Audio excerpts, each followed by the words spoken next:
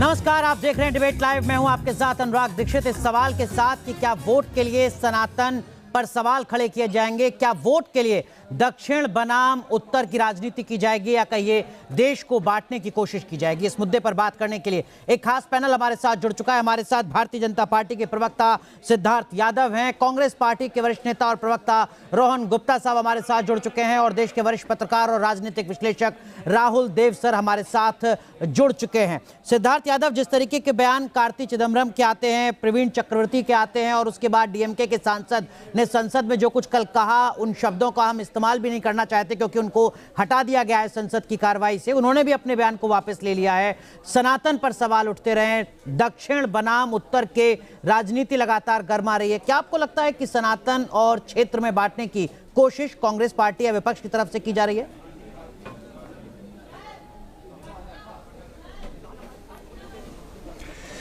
देखिए, निश्चित रूप से जिस प्रकार से जो हमारे अभी हाल ही में जो विधानसभा के चुनाव हुए और उनका जो परिणाम आया है, जो देश ने अपना एक मैंडेट दिया है, उस मैंडेट की एक बौखलाहट है पूरे विपक्ष के अंदर कि सदन के पटल पर खड़े होकर, ऐसे पवित्र स्थान पर खड़े होकर डीएमके के एक सांसद को इस प्रकार की टिप्पणी करने की आवश्यकता पड़ी।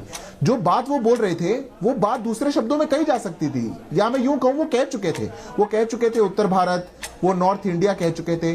पर हमने जिस प्रकार की टिप्पणियां पहले भी कांग्रेस की विपक्ष की ओर से सुनी, हम पहले काउ बेल्ट सुना करते थे, आज उन्होंने ये टिप्पणी करी।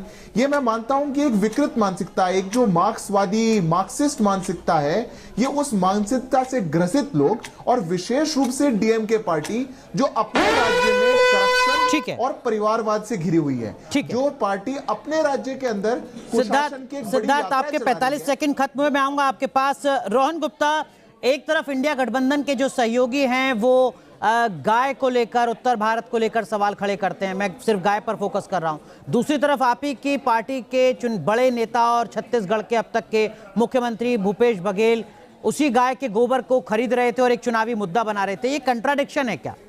सेलेक्टिव अप्रोच है अपनी सुविधा के हिसाब से? बिल्कुल नहीं अनुराग जी। पहली बात तो धर्म के ऊपर टिप्पणी करने का किसी का अधिकार नहीं, आस्था का विषय है, और कोई भी व्यक्ति ये करता है तो मैं उसके खिलाफ हूं, नंबर 1। नंबर 2, जब तक हम राजनीति की आज हम बात कर रहे हैं कि आज जिस पार्टी ने ये किया है, आज उस पार्टी को देखना है, और उसके पार्टी के जो मुख्यमंत्री उन्होंने एक्शन भी लिया है, बट फिर भी हम उसको बिल्कुल एडवोकेट नहीं करते हैं। और कांग्रेस पार्टी कभी भी इन चीजों का समर्थन ना पहले करती आई है ना आज करती आई। आज भाजपा एक राजनीति ये कर रही है कि सवाल कांग्रेस पार्टी से पूछ रही है क्योंकि उनको राजनीति करनी है। तो मैं भाजपा से सवाल पूछता हूं कि जो जितेंद्र राम मांझी जो बिहार के मुख्यमंत्री होते थे, आज उनके साथ सहयोगी है, वो कहते हैं कि भगवान राम तो राम भगवान ही नहीं है, तब क्यों उनको सहयोगी बना के रखा है? जब आदि पुरुष मूवी आई थी और आपके साथ मैंने अनुराग जी डिबेट भी की थी, उस समय में जिस प्रकार से सनातन का अपमान हुआ, तब भाजपा क्यों चुप थी? तो हमको सवाल ना पूछे। हाँ, कांग्रेस पार्टी का अगर ये स्टेटमेंट है, मैं आपके साथ खड़ा रहूंगा, उसका वो करूंगा। ये कांग्रेस पार्टी कतई सहन नहीं करेगी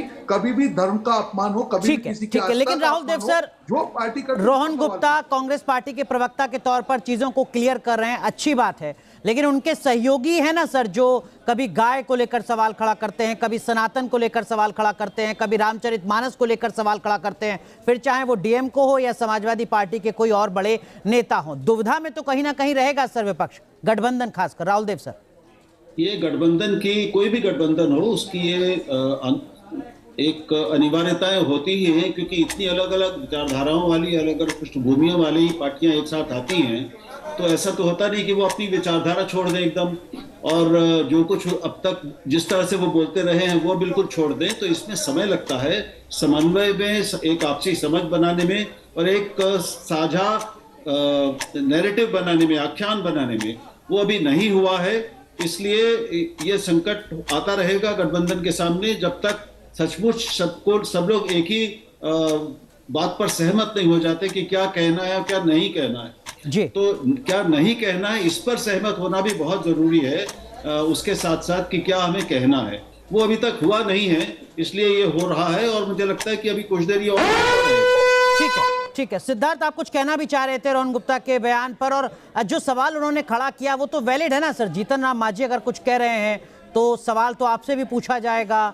आदि पुरुष के डायलॉग लिखने वाले कौन है, उनकी पृष्ठभूमि किस तरीके की रही है राजनीतिक तौर पर, सामाजिक तौर पर, सवाल आपसे भी पूछा जाएगा। सिद्धार्थ,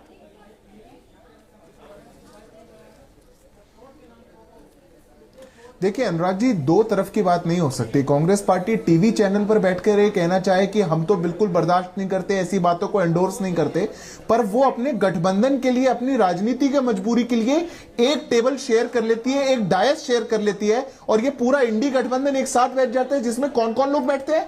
उदयनिधि स्टालिन, इनके मल्लिकार्जुन खड़गे जी के बेटे कार्तिक चिदम्बरम, ऐसे बड़े बड़े लोग जो कहते हैं कि सनातन तो गंदगी है, बीमारी है, डेंगू है, मलेरिया है, वो गालियां देने का काम करते हैं और कांग्रेस पार्टी चुप रहती है। केशव वेणुगोपाल कहते हैं वो कह रहे हैं उनकी स्वतंत्रता है, कहने दो।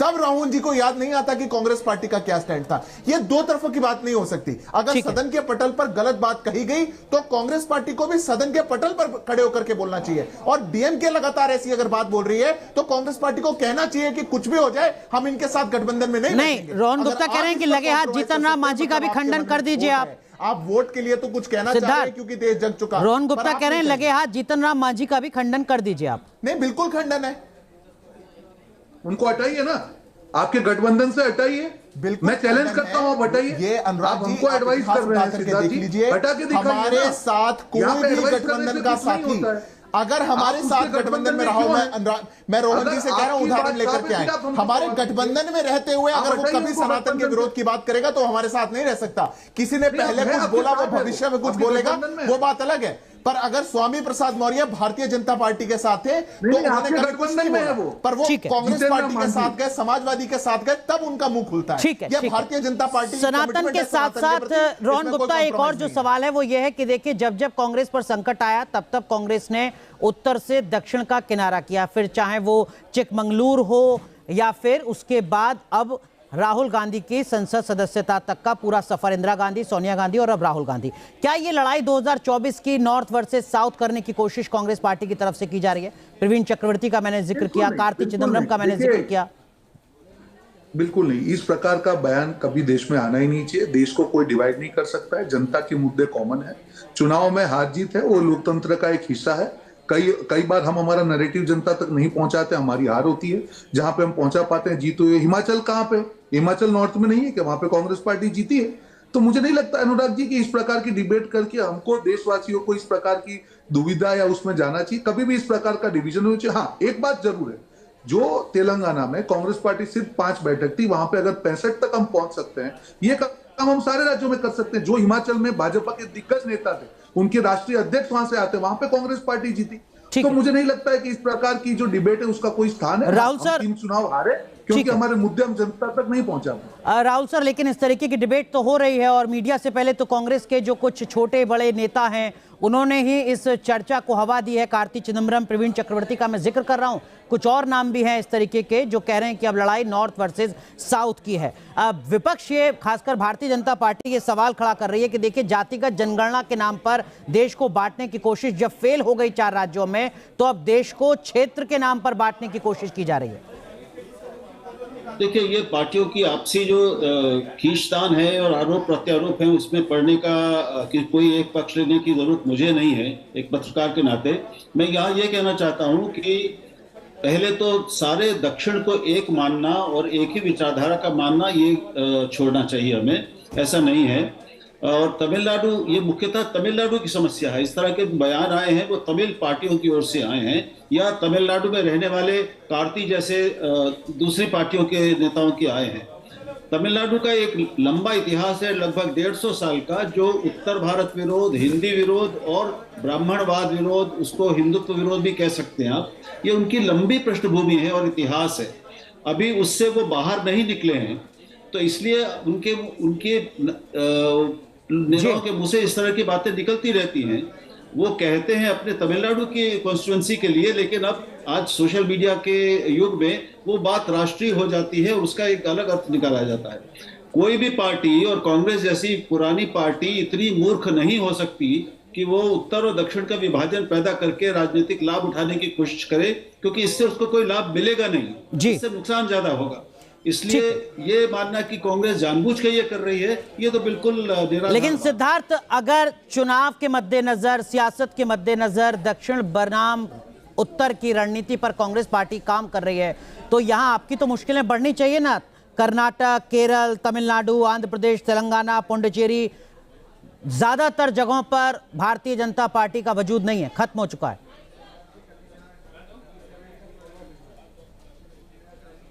सिद्धार्थ।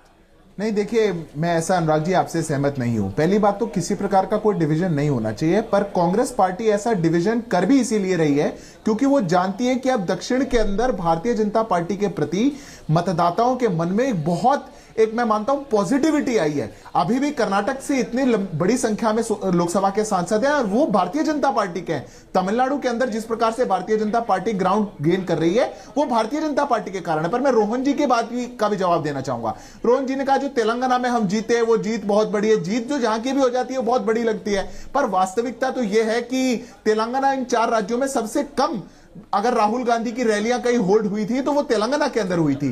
तो राहुल गांधी जहां जाते हैं वहां हार तो निश्चित है। वो तेलंगाना में थोड़ा कम गए, एंटी इनकम्बेंसी थी और शायद हम ऑल्टरनेटिव नहीं बन पाए।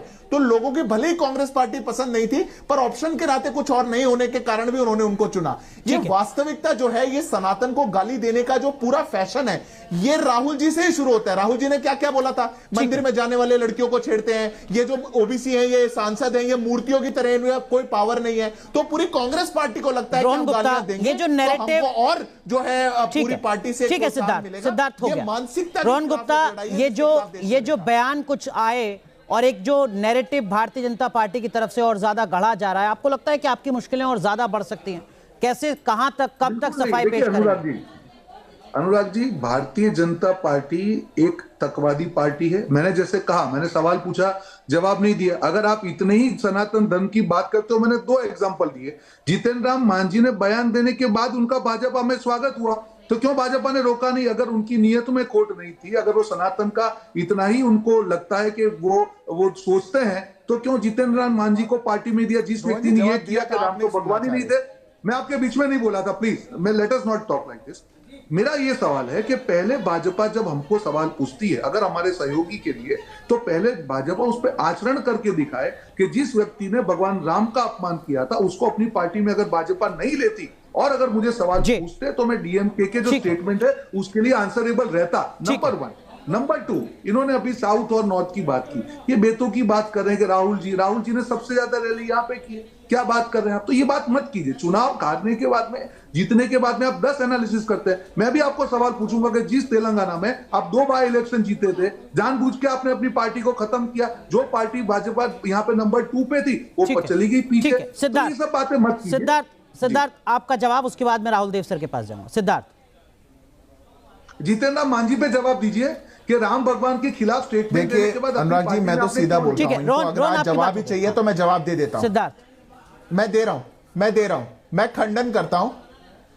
मैं रोहन जी बिल्कुल आपकी बात का जवाब दे रहा हूं। मैंने पहले भी बोला था, सनातन के खिलाफ बोलने वाला कोई भारतीय जनता पार्टी के साथ कभी नहीं हो सकता। पर मैं सीधा आपको बोलता हूं, हम खंडन करते हैं जिसने भी बोला, जितेंद्र राम मांझी हो चाहे कोई व्यक्ति हो। आप खंडन करिए प्रियांक खड़गे, आप खंडन करिए डीएमके, आप खंडन करिए केसी वेणुगोपाल, आप खंडन करिए ना सबका। आप नहीं करेंगे, आपके राष्ट्रपति का बेटा बोल रहा है आप नहीं करेंगे। खंडन आप हटाइए ना। आप हमको ये सवाल पूछ रहे हैं कि आप उनके साथ क्यों बैठे हैं, तो मैं सवाल आपसे पूछ रहा हूं कि बोलिए आपके राष्ट्रपति के बेटे ने गलत बोला, बोलिए इस बात को। ठीक, आप बोलिए ना, आप बोलिए, हटाइए उनको। आप सवाल आपने खड़ा किया। दोनों की क्या सियासी मजबूरियां हैं। माफ कीजिए, मैं आप दोनों को रोक रहा हूं। राहुल देव सर, एक तरफ सनातन को लेकर सवाल, एक तरफ जाति के नाम पर आरोप कि समाज को बांटने की कोशिश हो रही है। प्रधानमंत्री कहते हैं कि मैं तो सिर्फ एक जाति को मानता हूं जो गरीबी है। तीसरी तरफ अब ये उत्तर बनाम दक्षिण आरोप देश को बांटने का। एक तरफ भारत जोड़ो यात्रा कांग्रेस पार्टी करती है, राहुल गांधी करते हैं, और दूसरी तरफ इस तरीके के आरोप उनके ऊपर बांटने के अगर लगते हैं, तो 24 में आपको लगता है कि राह आसान होगी या इन्हीं सवालों का जवाब देते देते चुनाव की तारीखों का ऐलान हो जाएगा? राहुल देव सर। देखिए अनुराग, आपकी इस बात का जवाब मैं देता हूं, लेकिन उससे पहले सिर्फ एक बात कहना चाहता हूं, अपने दोनों मित्रों को याद दिलाना चाहता हूं। आज बाबा साहब अम्बेडकर का महापरिनिर्वाण दिवस भी देश मना रहा है, और सभी पार्टियों के नेता, आप जानते हैं, उनको श्रद्धांजलि दे रहे हैं, उनके प्रति असीम आदर व्यक्त कर रहे हैं। अब डॉक्टर अम्बेडकर ने हिंदू धर्म के बारे में, जातिवाद के बारे में, जाति व्यवस्था के बारे में क्या क्या नहीं कहा है, क्या क्या लिखा है, क्या ये लोगों को मालूम नहीं है? उसके बावजूद आज उन्हें हम सब राष्ट्रीय नेता मानते हैं, अपना आदर्श और महापुरुष मानते हैं। तो अलग अलग समय पे अलग अलग संदर्भों में बहुत सारे लोगों ने बहुत सी बातें कही हैं। हम उनके आधार पर, इतिहास के आधार पर भविष्य नहीं बनाते और आज अपना व्यवहार तय नहीं करते। ठीक है। तो ये दूसरी बात कि ये जो मैंने पहले ही कहा कि चूंकि इतनी सारी पार्टियां हैं, इसलिए इस तरह की समस्याएं होती रहेंगी पैदा, क्योंकि अलग अलग लोगों के बयान आते रहेंगे। इंसान अलग अलग इंसान हैं, अलग अलग नेता हैं, अलग अलग सोच वाले लोग हैं। ये दोनों गठबंधनों को समस्या आएगी, अकेला गठबंधन लेकिन रोहन गुप्ता, अगर इस तरीके के बयान बीच बीच में आते रहेंगे तो आपको नहीं लगता कि आप जो जरूरी और वास्तविक मुद्दे आपके लिए विपक्ष के तौर पर, उनसे कहीं भटकते रहेंगे, इन्हीं मुद्दों पर सफाई देते रह जाएंगे? ये आप समझिए अनुराग जी, भाजपा की मजबूरी है कि मुद्दों को भटका रही है। ये मुद्दे ऐसे हैं कि जहां पे हर जो मुद्दा, आप राष्ट्रवाद की बात करेंगे तो भाजपा ऐसी पार्टी है जहां पे ये पीडीपी के साथ में सरकार बना चुकी है। हिंदू मुसलमान की बात करेंगे, उनके मैं आपके 10 नेता दिखा दूं जिन्होंने भगवान राम का। तो ये मुद्दा उछलना भाजपा की मजबूरी है। उनको मालूम है कि रियल मुद्दों पे अगर बात आ गई तो ये लोग नहीं जीत पाएंगे। तो धार्मिक मुद्दे, इमोशनल मुद्दों पर राजनीति भाजपा का स्टैंड है। वक्त पूरी तरीके से खत्म हो चुका है, लेकिन जो सवाल अभी पूछे जा रहे हैं वो कांग्रेस पार्टी से पूछे जा रहे हैं इंडिया गठबंधन को लेकर। बहुत बहुत शुक्रिया आप तीनों का जुड़ने के लिए, इस जरूरी मुद्दे पर अब बात करने के लिए। जो सवाल हमने आज पूछा था डिबेट लाइव में, वो सवाल भी इसी मुद्दे से जुड़ा था। क्या वोट की खातिर सनातन पर सवाल उठाए जाते रहेंगे, सनातन का अपमान किया जाता रहेगा? बड़ी संख्या में लोग कह रहे हैं कि जो भी कुछ हो रहा है सिर्फ और सिर्फ सियासत के लिए हो रहा है। बहुत बहुत शुक्रिया आप तीनों का जुड़ने के लिए, जरूरी मुद्दे पर बात करने के लिए। सवाल भी आज हमने यही पूछा था डिबेट लाइव में। सवाल था, क्या वोट के खातिर सनातन का अपमान इसी तरीके से किया जाता रहेगा, सवाल उठाए जाते रहेंगे? जो जवाब सामने आया इस मुद्दे पर वो आपके सामने। 67% लोगों का कहना है कि हाँ, सनातन पर सियासत गरमाती रहेगी। 27% कह रहे हैं कि नहीं, ऐसा बिल्कुल नहीं है। 4% लोग कुछ नहीं कह रहे हैं। आप भी इस मुद्दे पर अपनी राय साझा कर सकते हैं। बहुत बहुत शुक्रिया डिबेट लाइव देखने